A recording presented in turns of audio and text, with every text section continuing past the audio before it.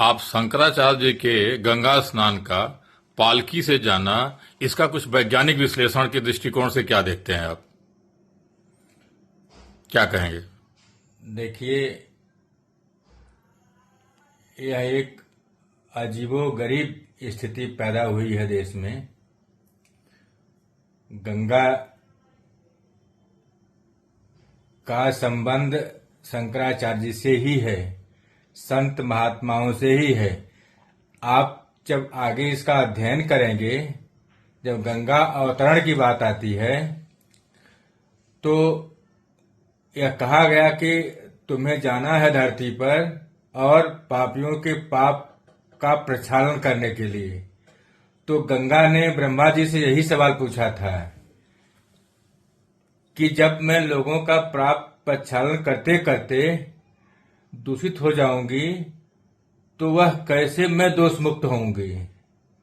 तो ब्रह्मा जी ने कहा था कि जब तुम्हारे में संत महात्मा ऋषि मुनि स्नान करेंगे तो तुम पुनः स्वच्छ हो जाओगी।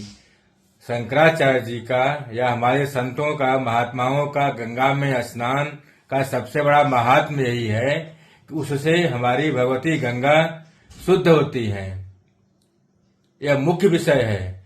हमारे शंकराचार्यों का स्नान इसलिए नहीं होता है कि वो अपने स्नान करने जाते हैं।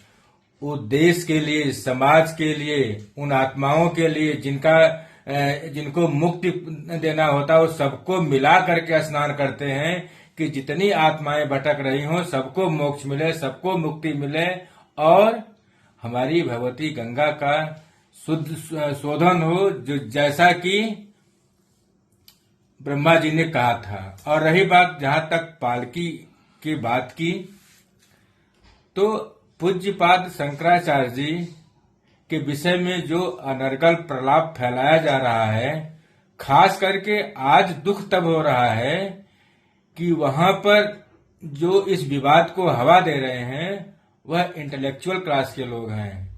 हमें लगता है कि हमारे अध्यापन में कहीं कमी रह गई, क्योंकि हम ऐसे अधिकारियों को नहीं पैदा कर सके, उनका ज्ञान ऐसा नहीं परिमार्जित कर सके कि वो शंकराचार्य और आम जन में विभेद पैदा कर सके कि वो दोनों में क्या अंतर है। और जो अनर्गल प्रलाप दिया गया कि वे मना करने के बाद भी पालकी से जा रहे थे। अरे श्रीमान जी, शंकराचार्य या हमारे बड़े जो पूज्य संत महात्मा हैं, जितने चारों पीठ के शंकराचार्य हैं, उन्हीं से नियम उत्पन्न होता है, उन्हीं से आचार संहिता उत्पन्न होती है, उन्हीं से धर्म प्रारंभ होता है। वे धर्माधीश हैं, वे धर्म को पालन करते हैं जिसका आचरण आमजन करते हैं। और जहां तक रही बात पूज्यपाद महाराज श्री अवमुक्तेश्वरानंद जी की, वो इतने नियम के पक्के हैं कि जहां जो कदम होता है उसको वहीं रोक देते हैं और आगे पूछते हैं क्या करना है। और उनको इस तरह से कहा जा रहा है कि वो धक्का दे करके आगे बढ़ गए। यह असंभव है। यह तो ऐसे लगता है कि यह कोई बड़े षड्यंत्र का शिकार बनाया जा रहा है, क्योंकि वह उच्च पद को जिस तरह से इतने दिनों तक लांछित किया जा रहा है, इससे हर आमजन दुखी है।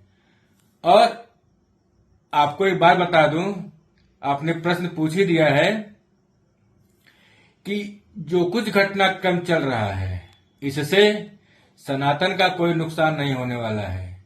इससे शंकराचार्य पद की गरिमा को गिराने की कोशिश की जा रही है। लेकिन जानते हैं गिरा है क्या?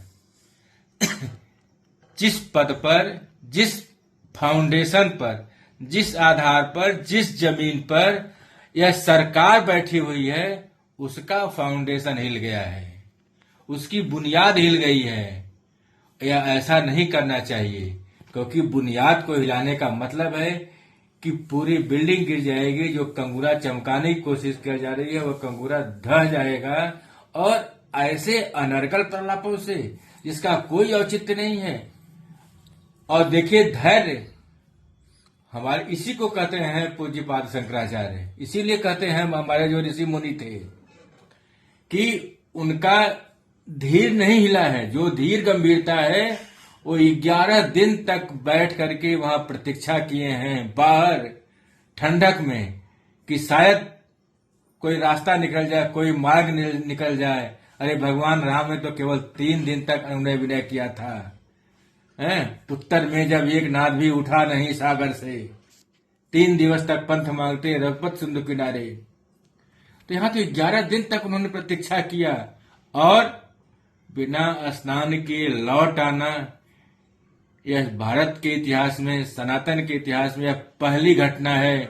लगता है कि नियत को कुछ और तय है, नियत जो करवाना चाहती है वो करवाएगी, क्योंकि यह जो कुछ हो रहा है यह उचित नहीं है। आम जनमानस को बहुत डर लग रहा है, आम जनमानस को इससे बहुत डर लग रहा है, क्योंकि बड़ी उम्मीद थी हमें अपने गोरक्षपीठ से, अपने सनातन सरकार से, केंद्र की सरकार, राज्य की सरकार दोनों जो है कि सनातनी परंपरा को अच्छी भली भांति निभाने जानने वाली है, और जगत गुरु के साथ ये व्यवहार, ये थोड़ा डर लग रहा है। देखिए, सवाल जो आपका पूछना जायज है वो इसलिए, यह आम जनता सवाल पूछ रही है कि यहाँ पर सुशासन का राज्य है। जैसा कहा जा रहा है कि सुशासन का राज्य है, यहाँ सारी धर्म नियम कानून ठीक से जो है आयोजित किए जा रहे हैं, जैसा कि हमारे शासन द्वारा, प्रशासन द्वारा यह उद्घोषित किया गया कि इतने 1000 करोड़ लोग स्नान किए।